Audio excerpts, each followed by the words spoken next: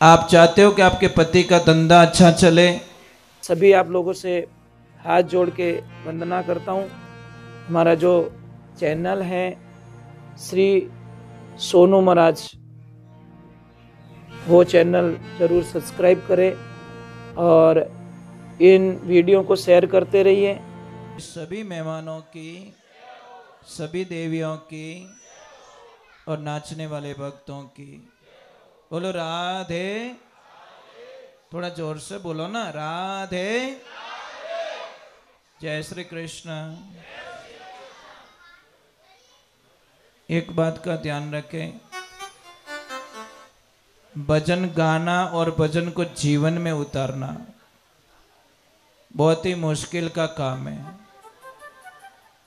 गाना बहुत इजी है, पर उसको जीवन में भाई धंधो करनो हो रही जो अपने धंधा ने चलावनो। ब्याह करने में कितना दिन लगे? 15-20 दिन, पर निभाने में 100 साल लग जाते हैं। इसलिए ध्यान रखें। एक मेरी प्रार्थना रहेगी, शास्त्र में लिखा है कि आपके घर में कभी पैसों की कमी नहीं आएगी अगर वो बात आप फॉलो कर दो तो। मतलब आपकी ये देवियां कर सकती है काम। माताओं बहनों, आप चाहते हो कि आपके पति का धंधा अच्छा चले, आप चाहते हो कि हमारा बिजनेस दिन दूना रात चौगुना आगे बढ़े, तो शास्त्र में इसका उत्तर दिया गया है कि जब आपकी ननद बाई से आपके घर पे आए ना, आपको खुश होना चाहिए। शास्त्र कहता है जो भाभी अपनी ननद को आते हुए देखकर खुश हो जाती हैं, उसके घर में धन की कभी कमी नहीं आती। कोई कोई भाभियां बहुत अच्छी होती हैं। देखो, भाभी और भाभी माँ में फर्क है। एक होती भाभी और एक होती भाभी माँ। जैसे बहन रे मामेरो भरनो, अगर आपने 5 तोला सोना लिया बहन के लिए, तो जो भाभी माँ होगी वो क्या करेगी? बोलेगी नहीं पतिदेव 2 तोला और प्लस करो। हुआ नहीं दीदोड़ो कदी कम। वो भाभी नहीं, भाभी माँ होती है।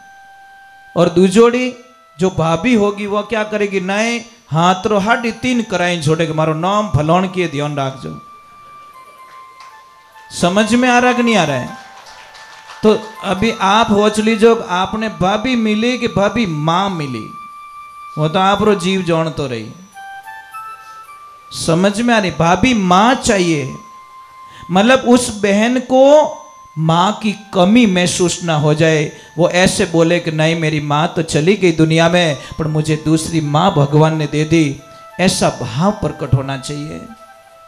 दूसरे नंबर, भाणेज घर पे आ जाए तो कभी गुस्सा नहीं करना चाहिए। और मामा भाणेज को कभी चरण ना छूने दे। भाणेज ऐसे प्रणाम कर सकता है, हाथ जोड़ सकता है, पर चरणों को नहीं छू सकता, मामा पे भार चढ़ता है। तीसरे नंबर, जमाईसा आ जाए तो भी आपको गुस्सा नहीं होना चाहिए। जमाईसा ज्ञानी वा, लफड़ा बाज आवे तो विने तो आउट ही आंकड़ो। जमाईसा भी 2 प्रकार, एक तो पावनो हकीकत में बहुत ही सादा जीवन वाला होता है, बेचारा बोलावे तो बोल दे, नहीं तो विने काम रखे बेना जमाईसा चाहिए। और चौथी नंबर बताई कि कोई भी संत महात्मा आपके द्वार पे आ जाए तो आप श्रद्धा रहे, जो कोई उन्होंने भेंट पूजा देवनी, पर उन्होंने अपमान नहीं करना। भाई आपकी नहीं मर्जी है तो कुछ भी मत दो, राम राम कह दो, महाराज मारकन की कोने, पर उनका अपमान मत करना।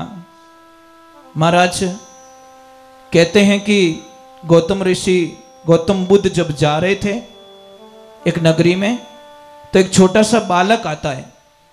भिक्षा के लिए जा रहे थे तो एक छोटा सा बालक आता है, और बालक ने आके सबने कोई भिक्षा दी, कोई क्या दिया, किसने रोटी दी, किसने सब्जी दी, किसने क्या दिया।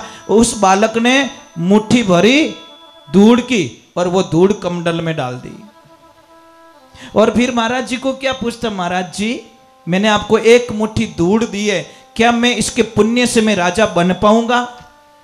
महाराज जी ने आशीर्वाद दिया कि बेटा मेरे 100 वर्ष बाद में, मेरी मृत्यु की 100 वर्ष बाद में तेरा जन्म पाटलिपुत्र में होगा और अशोक सम्राट नाम से तू दुनिया में डंका बजाएगा। और वो ही लड़का गौतम ऋषि के 100 वर्ष बाद में पाटलिपुत्र में जन्म लेता है और वही सम्राट अशोक बनता है। इसे देने की प्रवृत्ति रखिए, भाव रखिए, आप श्रद्धा रह चुको। यह मत करो कि 500 किसने दिया, मैं ही 500 दूं। अरे 500 नहीं तो एक तो दे दे बीरा। ये भाव जब तक नहीं होंगे तब तक आपके जीवन में खुशियां नहीं आ सकती।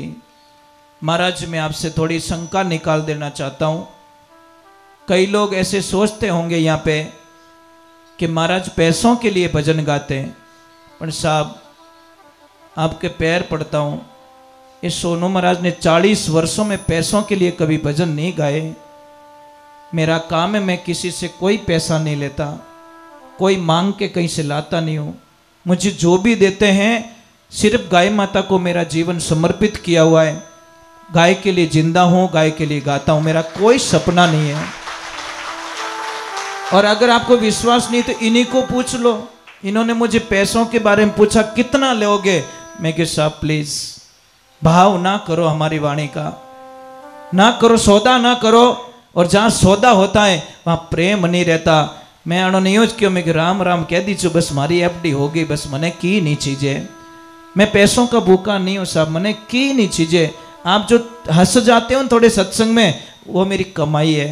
कदी मिलो अने राम राम कह दे वो तो ही मारो जीव हो रे जी कि यार कम से कम 10 साल बाद में कोई मिला बंदा, वो राम राम तो कियो।